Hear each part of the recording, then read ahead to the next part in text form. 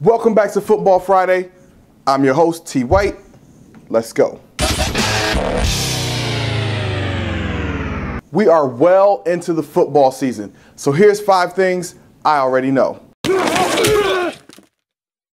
I was ready to tell you that LSU did not deserve to be a top 5 team. Who have they beaten? Blah, blah, blah, blah, blah. But that was until Washington manhandled Stanford, the same Stanford that dominated USC. LSU made Washington look like a JV team back in week 2. These Tigers are ready to eat. The reign of terror of the NFL replacement refs is over.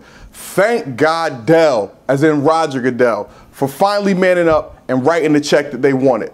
Who cares that they're part-time employees making over $200,000 a year? They earn that money. If you want to talk to somebody in the NFL who's overpaid and not earning it, give Chris Johnson a call. So let me get this straight. The Patriots and Packers are 1-2. The Saints are 0-3. And the Cardinals are 3-0? Hold on. Back away from the bridge. Don't jump just yet. Those teams with the great quarterbacks are going to be fine. And until the Cardinals actually get a quarterback, I'm not buying it. Congratulations to Rutgers. They got the biggest win in 6 years for that program when they beat Arkansas to go 4-0. Rutgers plays in the #1 media market in the country, so a big win for them is a big win for the Big East.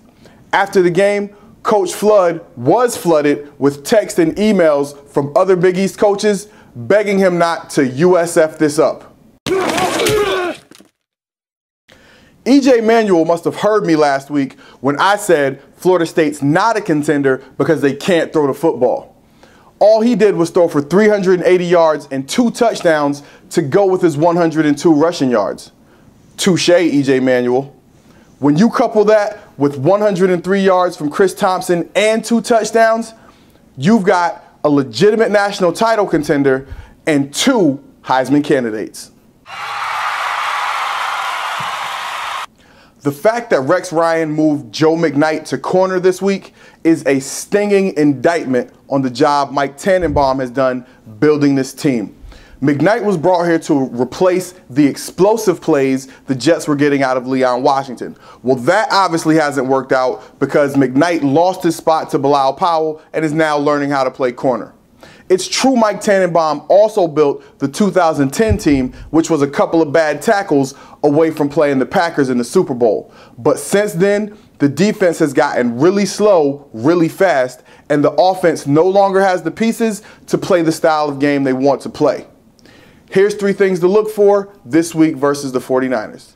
Up first is Mark Sanchez.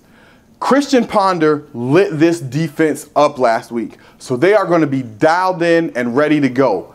Can you stand up to the pressure, and can you get a win for your team? Up next is the pass defense. With Revis out for the season, teams are going to be looking to put the ball in the air versus the Jets. Not only that, but Vernon Davis is coming to town, and we all know the Jets linebackers can't cover for Up next is the rush defense. What used to be a strength of this team now appears to be a weakness. Buffalo ran the ball on them, and so did Miami. Can they contain Frank Gore and the 49ers rushing game? Thanks for watching. That's our show. Check back next week for a new episode. Share this one with a friend. Follow me on Twitter @SwagOnBlastBlog. I'm T. White. Peace and love. Swag on Blast.